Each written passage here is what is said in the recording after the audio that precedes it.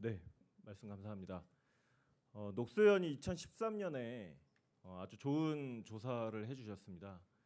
그 결과 저희가 이제 5년, 지금 6년이 지났죠. 6년 후에 과연 그 당시에 2배에 가까운 폭리를 취했던 이 실태가 얼마나 개선되었는가.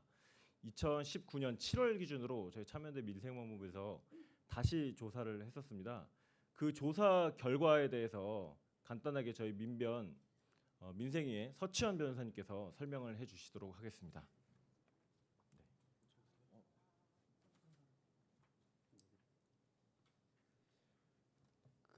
말씀드린 바와 같이 2013년에 조사가 있었습니다. 그런데 별다른 개선이 없다는 지적이 있었고 그에 따라서 참여연대에서 다시 조사를 했습니다. 그 결과는 기존 발표 자료는 공임이 합산된 금액이어서 1.83배 정도 차이를 최대 보이는 것으로 나타났는데 부품 가격만을 따로 조사한 결과는 최대 5.6배까지 차이를 확인할 수 있었습니다.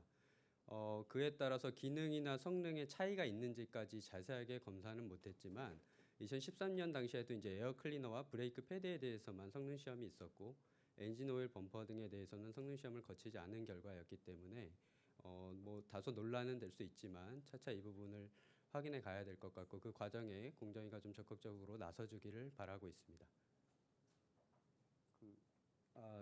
덧붙여서 순정 부품 표시 광고가 어떤 문제가 있는지 실제 정비 업체와 부품 업체들의 어떤 해를 끼치는지를 간략하게 말씀드리겠습니다. 표시 광고는 소비자들에게 잘못된 인식을 생산하게 되고 이렇게 잘못 생산된 인식 위에서 독점적 거래 유통 구조가 공고하게 됩니다. 그 결과 부품 업체들은 기술력이 있어야 협상력을 갖게 되는데 이 기술이라는 것이 과거의 전속적 거래 구조 하에서 완성차 위주로 개발되었습니다. 최근 자동차 시장이 변화되면서 신기술을 개발하고자 해도 부품 업체들 대다수가 자금력이 부족한 이유로 기술 개발을 하지 못하게 됩니다. 그렇게 기술 개발을 하지 못하면 협상력이 떨어지게 되고 떨어진 협상력은 결국 단가 후려치기 등으로 이어지게 됩니다. 그렇게 되면은 다시금 경제 상황이 나빠지고 이런 악순환이 반복되는 구조에 놓이게 됩니다. 정비 업체들도 순정 부품 사용을 강요받고 있습니다.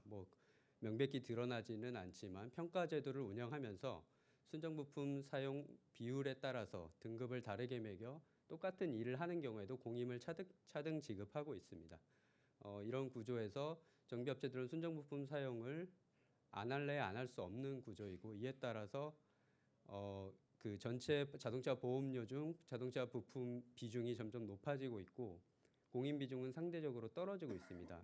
결국 정비 업체들도 경영난이 악화되는 경영난을 타개하기 위해서 순정 부품을 더욱 사용하게 되며 그 결과 기존 구조가 더욱 공고해지는 이런 악순환에 빠져 있습니다. 이러한 악순환을 문제를 삼고 해결할 수 있는 첫걸음이 바로 순정부품이라는 용어 관행을 바로잡는 것이기 때문에 오늘 표시광고법 위반 신고를 하게 되었습니다.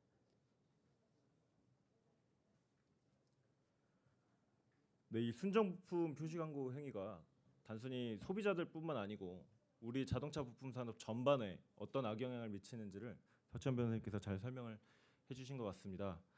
저희가 오늘 공정위 신고는 기자회견 직후에 바로 우편으로 진행할 예정입니다.